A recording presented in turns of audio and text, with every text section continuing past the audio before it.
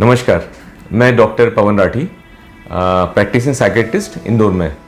आज हम एक टॉपिक पे बात करने वाले हैं, पोर्नोग्राफी और पोर्न एडिक्शन। पोर्न एडिक्शन मतलब आप एक्सेसिव या ऐसे तरीके से पोर्न देख रहे हो जिसे आप रोकना चाहते हो फिर भी रोक नहीं पा रहे हो, या ऐसे मात्रा में पोर्न देख रहे हो कि जिसकी वजह से आपके जीवन शैली में या आपके कार्य में आपको बाधा आ रही है, जिसे हम कहते हैं पोर्न एडिक्शन। वैसे देखें तो DSM डायग्नोस्टिक स्टैटिस्टिकल मैन्यूअल जो अमेरिकन साइकेट्रिक एसोसिएशन ने दी है, उसके हिसाब से सेक्स एडिक्शन या पोर्न एडिक्शन कोई बीमारी नहीं है, लेकिन WHO वर्ल्ड हेल्थ ऑर्गेनाइजेशन के इंटरनेशनल क्लासिफिकेशन ऑफ डिसीज में इसे कंपल्सिव सेक्सुअल बिहेवियर डिसऑर्डर के अंदर डाला गया है। पोर्न के लिए दुनिया की सबसे मशहूर और सबसे फेमस साइट के अनुसार अगर हम देखें तो तकरीबन 90 बिलियन वीडियोस रोज देखे जाते हैं, और इस साइट पे तकरीबन 64 मिलियन विजिटर्स रोज आते हैं। और खास बात यह है कि इसमें से तकरीबन 27% फीमेल्स है। पिछले कुछ दिनों में लॉकडाउन के बाद, कोविड के बाद में तकरीबन इस साइट्स पे ही 25 से 30% विजिटर्स बढ़े हैं। ये पिछले फरवरी 2020 से लेके फरवरी 2019 से लेके फरवरी 2020 के आंकड़े बता रहा हूं मैं। शायद अकेलापन या लॉकडाउन ही इसका बड़ा कारण था। पोर्न हब वेबसाइट के अनुसार मैक्सिमम विजिटर्स जो इनके होते हैं वो होते हैं रात 12 बजे से लेके तो सुबह 4 बजे तक के। और भारत और चाइना ये एक सबसे बड़े पोर्न हब के विजिटर्स है या टॉप चार्टिंग पे आते हैं। और इंडिया में मतलब आधी रात 12 बजे से लेके सुबह 3 बजे तक के सबसे ज्यादा विजिटर्स देखे जाते हैं। अभी वैसे हम देखें तो तकरीबन 90 से 99% लोगों ने अपने जिंदगी में कभी ना कभी पोर्न या पोर्न साइट को विजिट किया होगा, लेकिन हम सबको पोर्न एडिक्शन नहीं मानते। एक सर्वे के अनुसार ऑलमोस्ट 4% लोग पोर्न एडिक्शन या porn compulsive porn behaviour, observe behaviour में से परेशान होते हैं, और तकरीबन 1% फीमेल पोर्न एडिक्शन से सफर करते हैं। अभी इसके क्या कारण है, मतलब why this porn industry is glorifying the last few years. देखते देखते ऑलमोस्ट अरबों खरबों की तादाद में ये इंडस्ट्री बन चुकी है। हर साल इनका रेवेन्यू बढ़ते जा रहा है। इसका एक कारण है कि पिछले कुछ सालों में हमारा एक्सेसिबिलिटी पोर्न के लिए काफी इंप्रूव हो गया है। पहले शायद मोहल्ले में एक आधे के घर पे कंप्यूटर होता था, लेकिन आजकल हर एक घर में हर एक के पास लैपटॉप होता है या कंप्यूटर होता है, जिसकी वजह से खाली समय में हमको एक पोर्न के लिए या हमारे एक टाइम पास के लिए हम पोर्न को देखने लग जाते हैं। तो इजी एक्सेसिबिलिटी, लाइफस्टाइल जो चेंज हो गई हमारी, एक अर्ली मैच्योरिटी जो हो रही है, अर्ली प्यूबर्टी जो आ रही है, ये सारे कारण हमारे पोर्न वेबसाइट के फॉलोअर बनने के लिए जिम्मेदार होने लग गए हैं। तकरीबन कुछ समय पहले 12 से 14 साल वॉज द एज जहाँ से स्टूडेंट्स पहला पोर्न या पहला पोर्न वीडियो देखते थे। आज पिछले एक दशक से ऑलमोस्ट 8 से 12 साल की उम्र में ही बच्चे पहला पोर्न वीडियो देख लेते हैं। अब अगर इनकी कारण समझे हम कि why people are getting addicted और why they want to watch porn, तो इसके 5 प्रमुख कारण हैं, जिसमें सबसे पहले और सबसे इंपॉर्टेंट है फैंटेसी। फैंटेसी मतलब कल्पनाएं। पोर्न आपकी कल्पनाओं को बढ़ाने के लिए एक रास्ता है। ऐसी चीजें जो आप असल जिंदगी में नहीं कर सकते हो, उसको अपनी कल्पनाओं के थ्रू आप अपनी जिंदगी में उतारना चाहते हो, जिसको कहते हैं हम फैंटेसी। तो फैंटेसी की वजह से पोर्न एडिक्शन कॉमनली होता है। सेकंड जो चीज है वो है प्लीजर। पोर्न देखना ये अपने आप को प्लीजर देता है। बहुत सी बार पोर्न फॉलो करता है मैस्टरबेशन से, जो प्लीजर देता है। जैसे एडिक्शन में हमारे ब्रेन में एक रिवार्ड सिस्टम या रिवार्ड पाथवे एक्टिवेट होता है। ब्रेन में डोपामाइन नाम का केमिकल होता है, वो केमिकल रिलीज होने लगता है, और वो केमिकल हमें एक आनंद दिलवाता है, रिवार्ड दिलवाता है।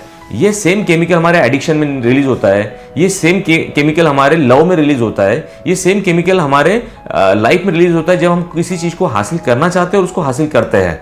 पर सब में अलग अलग मात्रा में रिलीज होता है। जैसे नशे में सबसे ज्यादा रिलीज होगा पॉर्न या मैस्टरबेशन में उससे ज़्यादा रिलीज होगा। एंड ये बाकी रिवार्ड पाथवे में बाकी जैसे हमारे मोटिवेशंस होते हैं, गोल्स होते हैं, अचीवमेंट्स होते हैं, उनसे वो थोड़ा थोड़ा केमिकल रिलीज होता है। इसीलिए बहुत सी बार हम ये पॉर्न एडिक्शन जो बोलते हैं, वो एडिक्शन टर्म हमारा उसी वजह से आया है, बिकॉज ये डोपामाइन केमिकल या रिवार्ड पाथवे या फ्रंटल लोब का एक्टिवेशन जो होता है, जिसकी वजह से हम इसको एडिक्शन में कैटेगराइज करते हैं। तीसरी चीज है इमोशनल डिटैचमेंट। बहुत सी बार ऐसा होता है कि आपको कोई सैड फील हो रहा है, या आपको एंगर आ रहा है, आपको गुस्सा आ रहा है, या आपके कोई और इमोशंस आ रहे हैं, जिस इमोशन से आप अपने आप को डिटैच करना चाहो तो आप पॉर्न का सहारा लेते हो। The fourth thing which is important is कि आपका बोर्डम। जैसे बहुत सारे लोगों को कोई स्ट्रेस नहीं होता है लाइफ में, या कोई एंगर नहीं होता है, कोई प्रॉब्लम नहीं होती है लाइफ में, लेकिन उन्हें सिर्फ लगता है कि लाइफ थोड़ी सी बोरियत सी चल रही है, बोर्डम हो रहा है। बोर्डम को थोड़ा सा अवॉइड करने के लिए, थोड़ा सा प्लीजर डालने के लिए, थोड़ा सा एक्साइटमेंट डालने के लिए वो पॉर्न देखते हैं या मैस्टरबेट करते हैं। और पांचवा इंपॉर्टेंट चीज जो है वो है स्ट्रेस रिडक्शन। बहुत सारे लोगों का अपना एक तरीका होता है स्ट्रेस को कम करने का, और उन्हें लगता है कि जब भी मैं टेंशन में होता हूँ, स्ट्रेस होता हूँ, मुझे कुछ डांट पड़ रही है, मुझे कुछ असाइनमेंट करनी है, नींद नहीं आ रही है, या किसी तरह की कुछ प्रॉब्लम चल रही है, तो उनके लिए एक ही जरिया होता है अपना स्ट्रेस रिड्यूस करने का, वो है पॉर्न देखना या मैस्टरबेट करना। तो ये 5 कारण होते हैं जिसमें से प्लेजर, फैंटेसी, ये प्रमुखता से पॉर्न एडिक्शन के कारण है। अब पॉर्न देखने से या पोर्नोग्राफी के एडिक्ट बनने से हमें क्या प्रॉब्लम हो सकती है? डेफिनेटली आपकी प्रोडक्टिविटी में बहुत फर्क पड़ता है। जितना समय आप आपके पॉर्न एडिक्शन में देते हो, उतने समय आप शायद कोई और इंपॉर्टेंट काम कर पाओ, लेकिन ये एडिक्शन के चलते आप उससे बाहर नहीं निकल पाते हो। आपके सेल्फ इमेज पे फर्क पड़ता है। पॉर्न एडिक्शन के चक्कर में आपको आपके इमेज से, आपके बॉडी इमेज से आपको गिल्ट होने लगता है, शेम आने लगता है, आप अपने आप को थोड़ा सा कमजोर समझने लगते हो बाकी लोगों से। तीसरा कि सेक्सुअल डिससैटिस्फैक्शन होने लगता है। ऑलमोस्ट 4 में से 1 व्यक्ति जो पॉर्न एडिक्ट है, उन्हें सेक्सुअल डिससैटिस्फैक्शन होता है। They are not able to satisfy their wife, they suffer from erectile dysfunction और प्रीमैच्योर इजैकुलेशन। इसके अलावा हस्बैंड वाइफ के रिलेशनशिप या अपने पार्टनर या स्पाउस के साथ रिलेशनशिप हैम्पर होने लगता है, बिकॉज आपका पार्टनर इस चीज को हैज ए बिट्रेयल या इनफिडेलिटी देखता है। उन्हें लगता है कि मेरे होते हुए भी अगर मेरा पार्टनर किसी और को देख रहा है, इस अवस्था में देख रहा है, तो इसका मतलब कहने के किसी और के साथ एंगेज हो रहा है, मुझ में वो इतना इंटरेस्ट दिखा नहीं रहा है। तो इसकी वजह से आपकी रिलेशनशिप में भी इशू होती है। फिजिकली, मेंटली बहुत सारे इश्यूज हो सकते हैं, जैसे नींद की प्रॉब्लम हो सकती है, आप बाकी एडिक्शन के लिए भी प्रॉन हो सकते हो, आप डिप्रेशन में जा सकते हो, एंजाइटी हो सकती है, आपका बिहेवियर डिग्रेड हो सकता है, आपकी सेक्सुअल एग्रेशन बढ़ सकते हैं। जनरली ये देखा गया है कि जो पॉर्न देखते हैं या पॉर्न एडिक्ट है, उनमें फीमेल्स के प्रति या अदर सेक्स के प्रति थोड़ी सी घृणा होती है, थोड़ा सा वो उनको कम आंकते हैं, थोड़ा सा सेक्सुअली वायलेंट होने लगते हैं, थोड़ा सा अपने आप को डोमिनेट समझने लगते हैं। तो सेक्सुअल एग्रेशन भी पोर्नोग्राफी की वजह से होने वाला एक दुष्परिणाम है। ये सब तो इसके वजह से होने वाली बीमारियों के बारे में। अब एक्चुअली अगर आप पॉर्न एडिक्ट हो या आप पॉर्न एडिक्ट से आप मुक्ति पाना चाहते हो या इससे बाहर निकलना चाहते हो, तो हम क्या कर सकते हैं? सबसे इंपॉर्टेंट है ब्रेकिंग द चेंज। सबसे पहले है कि हम इस चेन को ब्रेक करें जो हम बार बार पॉर्न को देखते रहते हैं। टू ब्रेक द चेंज सबसे पहले और सबसे इंपॉर्टेंट है अंडरस्टैंडिंग आवर ओन मूड। बहुत सी बार होता है कि एक पूरे दिन में हमारा मूड फ्लक्चुएट होता है, कभी आप खुश होते हो, कभी आप उदास होते हो, कभी आप चिंता होते हो। लेकिन अगर आप अपने मूड को अच्छी तरीके से समझ पाओ तो आप उस पर काम करना शुरू करोगे। जैसे अगर आपको सैड लग रहा है तो आपकी सैडनेस बढ़ते जाएगी, और फिर थोड़ी देर बाद में सैडनेस के चलते आप पॉर्न देखोगे या मैस्टरबेट करोगे। अगर आप अपने मूड को समझ पाओ कि आज मेरे को थोड़ा सा उदास लग रहा है, या मैं सुबह उठा तो मुझे थोड़ा सा निगेटिव फील हो रहा था, तो आप उसको कॉम्पेंसेट करने के लिए कुछ ना कुछ कर लोगे, या उसको लिफ्ट करने के लिए आप कुछ ना कुछ कर लोगे। तो मन की उदासी है, बट मन की उदासी को आपको एसोसिएट नहीं करना है पोर्नोग्राफी से, उसको एसोसिएट नहीं करना है कि अपने को पॉर्न देखना ही देखना है। तो अपने मूड को समझे, अपने मूड का चार्टिंग करें, जो एक अच्छा तरीका है इस चेन को ब्रेक करने के लिए। Second, to plan action against your low mood और अगेंस्ट योर बॉडीली सिम्टम्स। उसका आपको कुछ ना कुछ प्लान होना चाहिए। जैसे ऐसे बहुत सी बार होता है कि आपको असाइनमेंट पूरी करनी है, या आपका वर्क शेड्यूल कंप्लीट करना है, या आपके पास में खालीपन है, या आपको शाम को समय 7 से 8 या 7 से 9 बोरियत लगती है, नींद आती है, तब आप सोचते हो कि क्या करें। या बहुत सी बार होता है कि जैसे काम हो गया दिन भर का और आप कंप्यूटर के सामने खड़े हो, तो अब क्या करें।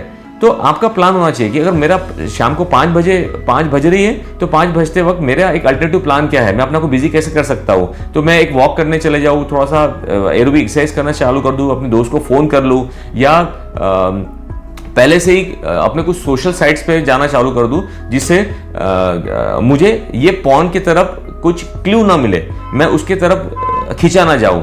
तो अपने दिमाग में एक सब्स्टिट्यूट प्लान रखना ये इंपॉर्टेंट है। तीसरी चीज है कि हम हमारे अंदर की परेशानियों को समझे या इमोशनल अनस्टेबिलिटी को समझे। अगर आपको हर बात की चिंता हो रही है, अगर आप महसूस कर रहे हो कि पिछले कुछ दिनों से आप सैड हो, नींद नहीं आ रही है, भूख नहीं लग रही है, किसी चीज में इंटरेस्ट नहीं आ रहा, तो ये डिप्रेशन से लक्षण हो सकते हैं। या कोई चीज को आपको कंपल्शन हो रहा है, जैसे बार बार आप हाथ धो रहे हो या बार बार दरवाजा चेक कर रहे हो, भगवान को बार बार हाथ जोड़ रहे हो, मंत्रोच्चारण कर रहे हो, तो ये शायद ऑब्सेसिव फीचर हो सकते हैं। तो अपनी अंडरलाइन समस्या को अपन सॉल्व करें। बहुत सी बार होता है कि जैसे अंडरलाइन सिचुएशन होती है, जैसे काम या आपके घर के अंदर हस्बैंड वाइफ के झगड़े चल रहे हैं या सास बहू के झगड़े चल रहे हो, जब भी वो ऐसी सिचुएशन फेस आती है तो आपको कुछ समझता नहीं कि आप क्या कर रहे हो और आप जाके पॉर्न देखना शुरू करते हो। तब ऐसे सिचुएशन को हम थोड़ा सा इफेक्टिवली हैंडल करें, उनकी प्रॉब्लम सॉल्विंग करें। अगर काम समय पे नहीं हो रहा है, डेडलाइन फिनिश नहीं कर पा रहे हो वर्क अपना, तो उस काम को हम इफेक्टिवली मैनेज करें, अपने स्ट्रेस को हम हैंडल करना सीख जाए, ताकि हम अंडरलाइंग प्रॉब्लम को फेस कर पाए और इन चीज़ों से बाहर निकल पाए। फोर्थ थिंग है कि ये ना समझे कि ये प्रॉब्लम छोटी है, या ये ना समझे कि मैं एक बार इसके लिए मेहनत करूंगा तो इससे बाहर निकल जाऊंगा। ये एक प्रोसेस है और इस प्रोसेस में ऐसा बहुत सी बार होगा कि आप संभलोगे, सुधरोगे या फिर गिरोगे। कोई दिन आपका बहुत अच्छा होगा जहाँ पे आपने बिल्कुल पॉर्न नहीं देखा, या कुछ दिन ऐसा हो सकता है कि जहाँ पे बड़ी मुश्किल, बड़ी मेहनत करने के बावजूद आप पॉर्न देखने के लिए मजबूर हो गए हो। तो ये एक कंटिन्यूस प्रोसेस है, आपको स्ट्रगल करना ही पड़ेगा। तो अपने स्ट्रगल को समझे कि ये स्ट्रगल थोड़ा लंबा समय चलने वाला है, और इस स्ट्रगल में हो सकता है कि मैं पूरी कोशिश करूं बट मुझे सपोर्ट भी लगेगा, एक्सटर्नल सपोर्ट लगेगा। तो हो सकता है कि कुछ आपके अच्छे दोस्त हो, आपका अच्छा पार्टनर हो, आपका थेरेपिस्ट हो, या ऑनलाइन भी आप ऐसे पॉर्न एडिक्शन सपोर्ट ग्रुप को ज्वाइन कर सकते हो जो इसी समस्या से जूझ रहा है, और वो आपके इस मुश्किल समय में आपको सपोर्ट करता रहेगा, आपकी मदद करता रहेगा। और पांचवी इंपॉर्टेंट चीज़ है कि अगर फिर इन सभी चीज़ों की वजह से भी अगर आप समझ नहीं पा रहे हो कि हम क्या करें, या इस चीज़ से हम बाहर निकल पा रहे हो, अपनी सारी मेहनत जैसे diet, proper healthy eating, healthy exercise, और ये सारा करने के बाद भी अगर आप इस समस्या से निकल नहीं पा रहे हो, तो अपन थेरेपिस्ट की हेल्प लें। साइकोथेरेपिस्ट की हेल्प ले सकते हैं हम अपने प्रॉब्लम को सॉल्व करने के लिए, उनसे बात करने के लिए। इंडिविजुअल थेरेपी ले सकते हैं, कपल थेरेपी ले सकते हैं, ताकि आपस के झगड़े हम थोड़े से रोक पाए। या इंटेंसिव कम्युनिटी प्रोग्राम जैसे साइकेट्रिस्ट और साइकोथेरेपिस्ट की मदद ले सकते हैं। बहुत सी बार कुछ दवाइयाँ होती है जिस दवाइयों की वजह से हम अपनी इस आदत से बाहर निकलने के लिए हमें मदद मिलती है, या हम अपने अंडरलाइन डिप्रेशन को उन दवाइयों से ठीक कर सकते हैं। या तीसरा ऑप्शन ये है कि लॉन्ग टर्म रेसिडेंशियल प्रोग्राम अपन कर सकते हैं। जैसे बहुत सारी चीज़ों के जो रिहैब सेंटर्स होते हैं आपके गैम्बलिंग के लिए या आपके एडिक्शंस के लिए, जैसे रिहैब सेंटर्स होते हैं, वैसे ही सेक्स एडिक्शंस के लिए रिहैब सेंटर्स होते हैं। तो हम long term residential programmes plan कर सकते हैं। ये समस्या कहीं ना कहीं हमारी आधुनिकता की समस्या है, और आने वाले समय में शायद ये समस्या और बढ़ते ही रहेगी। जब भी हम कोई वेबसाइट देखते हैं, सर्च करते हैं, तो हमको फॉलो थ्रू होता है।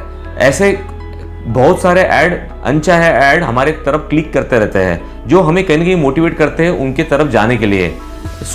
अगर आप थोड़े से अपने आप को बेहतर तरीके से समझो और ये समझ पाओ कि ये भी धीरे धीरे एक एडिक्शन की तरह हमारा बन सकता है, तो शायद हम पहली स्टेप पे इसको रोक पाए। So always prevention is better than cure. So take care. Thank you.